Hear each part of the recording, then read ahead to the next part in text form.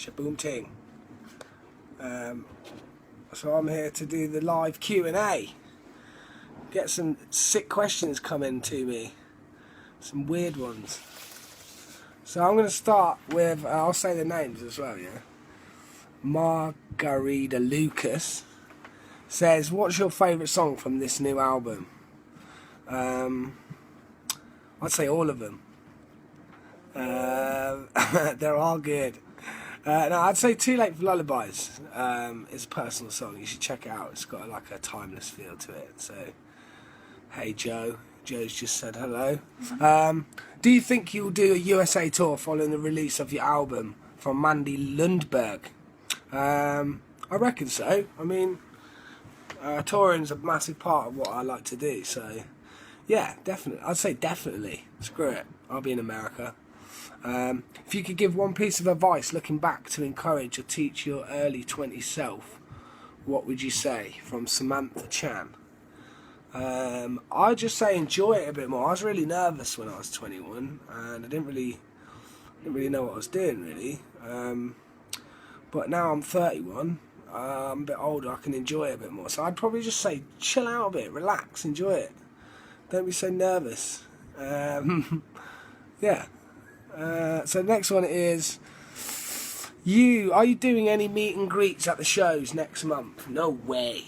I hate you guys. No, I'm joking. Yeah, of course, man. I mean, yeah, I like meeting people and meeting my fans. That's important. So, yeah, definitely. I mean, I used to do a lot of meet and greets back in the day. So, yeah. What else? Are you doing any meeting? No, I've read that. Hi James, my question is, why do you think your music appeals to people of all ages? I think it's because you write about things most of us have been through at some time in our lives, and whatever our age, we can relate to those emotions.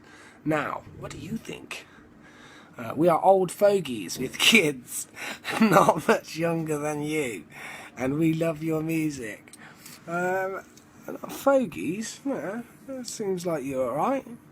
Yeah, I think, I just try and write songs that make me feel something. If they make me feel something, then they're going to make you feel something. Yeah, simple as that, really. Who is the musical genius that you look up to that has most influenced you? I'd say Cliff Richard is big. No, I'm joking. Stevie Wonder. Stevie Wonder, Van Morrison, Prince, Al Green, Cat Stevens, Sam Cooke, Otis Redding, Eva Cassidy, people that have something in their voice that makes me cry. If they make me cry, then I know it's good. And I've cried to all of them people. So if you feel some emotion, then you know it's good. So yeah, all of them people. Hey James, if you had to choose only one artist to listen to for the rest of your life, who would it be and why? I guess that's two questions. Yes, Morag, that is two. But yeah, I would. Oh, that's difficult. I don't know. Probably listen to a compilation album. Then you get, then you get loads of tunes. I don't know. I think, you know what? I was listening to Eminem the other day. Not that people think that I listen to Eminem, but he is a genius. If you're not really into him, go and check out Rap God. It's like the best rap you've ever heard in your life. So I'd say I'd probably listen to Eminem because he fits a lot of lyrics into his songs, and there's a lot of scope on what he sings and raps about. So yeah, that's a bit of a surprise to you all, isn't it? You said in a recent interview that you've written 75 songs and obviously 15 made it onto the new LP, which is great. What happens with the rest? Will you use them for the next album? Karina Mason. I mean, if I've got a few songs that are pretty good that I might try and see if there's a few other people lined up to maybe have a go at them, but nothing's set in stone yet. So I don't know really. Hopefully, we'll see. So James, what's the weirdest dream you've had so far? I had a dream the other night that I was being driven to your gig, and when I paid the driver, he turned around and you said, "It's on me." And that's not really that weird, is it? I've had loads of weird. So I had a dream that I had a party at my house and there was a tiger and we couldn't find the tiger. And in the dream I was like worried about my mate because he'd gone missing, and I thought he'd been eaten by the tiger. That's a weird dream. There you go. This is so weird. Live. Okay, here we go. I'll keep it fast. So, when you're writing your songs, what usually comes first, the lyrics or the music? From Terry Farmer. Mr. Farmer, I would say the tune always comes first for me. The lyrics come second because I always work from my subconscious back. So I try and let, that part of my mind that doesn't really know what it's about tell me what it's about. Yeah, the more it can kind of write itself, the better, really. Let's have a look. My question is, now that your daughter is a little older, how does she relate to what you do? Does she show any musical aptitude? Good word. Yeah, she's a keen little singer. I can't get her to shut up half the time. She's always singing. Yeah, she's really good. She's got a good ear for music. She's got a nice little vibrato in her voice. Like, yeah. So yeah, she's going to be a musical genius. That was from Rebecca Myers Hammer. So next up, what style of music would you take out of your comfort zone, and would you give it a go, i.e. punk or rapping? I would never have a go at rapping. I'd never do a rap. Even though I've done Gangster's Paradise before, that's kind of the closest I've ever got to rapping. But I love reggae. I love reggae music. So I'd probably kill my career, but I'd love to make a reggae album one day. Or blues or something, or a rock album. Next up, let's have a look. Living or dead, who else would you want to perform with if you could, and what song? Sally Ann Hardwick. Well, Sally, I was watching a thing with Jimi Hendrix. He was awesome. Otis Redding, Kurt Cobain. They're all legends, really. Let's have a look. What's the one thing you can't survive without on tour? A tour manager. If I didn't have a tour manager on tour, I'd be screwed. I wouldn't know what was going on. I wouldn't know where I was. I wouldn't know where I was staying. I'd be out of sorts. So yeah, a tour manager is very important when you're on tour. And my brother. Bring my brother out with me on tour, and he helps keep me grounded. Takes the piss out of me and that, which is very important. Yeah. What's the one? Oh. When and how did you realise that you wanted to pursue the music scene? I just started playing music in pubs and busking, and it just sort of found me, really. And I just tried to sort of go along with it, and here I am. Yeah, I just always played music. Yeah, and it just sort of happened by itself, really. So yeah, let's have a look. Which of your songs are you most proud of? I would say, I don't know, In My Dreams or something. I don't know, whatever moves me the most at the time, really. I really like Higher Than Here. It's got a good gospel vibe to it. Yeah, I don't know, it changes. I'd like to know, how did you get the idea to write the song Demons? From Christian Fisher. I got the idea, Demons came first, the title came first, and I worked back from that. And at the time I was fighting my own sort of internal voice telling me that I wasn't good enough, and what am I doing? I'm messing around with music still. And it just came from that, really, and came from me wanting to own my fears about myself and take control of it and be confident in what I'm doing. Yeah. Guys, you're really sending me a lot of questions. If you could give one piece of advice looking back to encourage... Yeah, we've already done that. What is the most rewarding, stressful thing in coming back with a new record after a couple of years off? Looking a bit older. A bit more ragged. I've been, I was at home for like the best part of the year, so I was just doing normal stuff like mowing my lawn and that.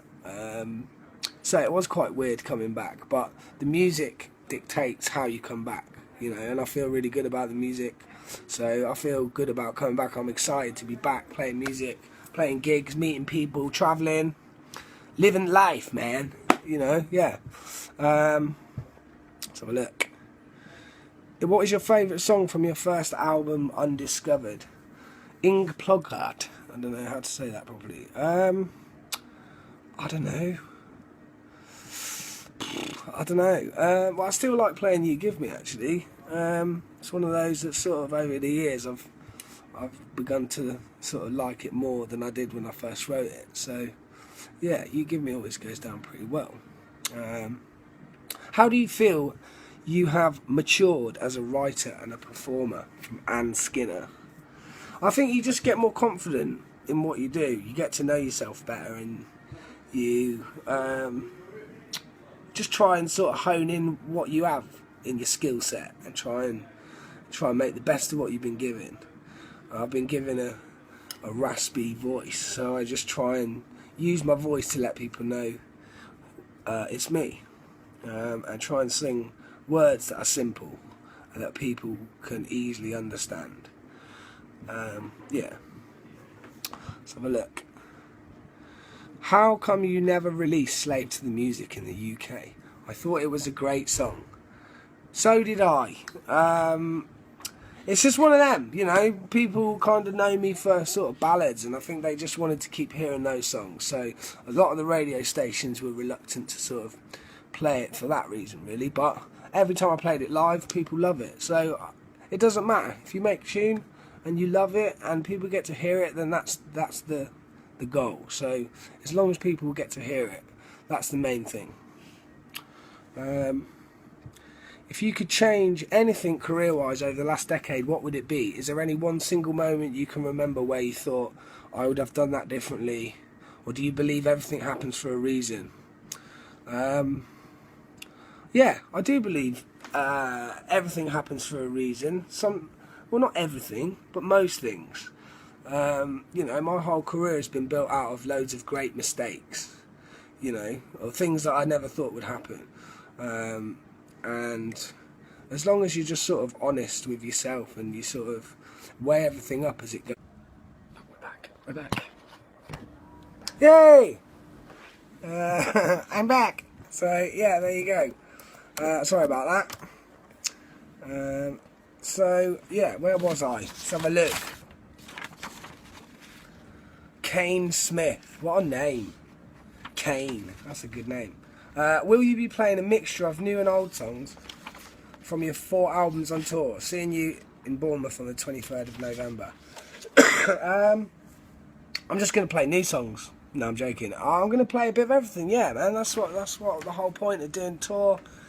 I've got 4 albums worth of material, so I try and play the best of the 4 albums, whatever that is, to get you going, to get you feeling good. Let's have a look. Which album track from each of your records you wished it had been put out as a single but didn't make it? Well, Slave, you know, from my last album, I kind of wanted that to be a single. On this album, I'd say, even though it's not a single, I just love the song. I'd say Too Late for Lullabies. I really like that song. I always want to get a song on radio that doesn't sound like a single, but it's a logistical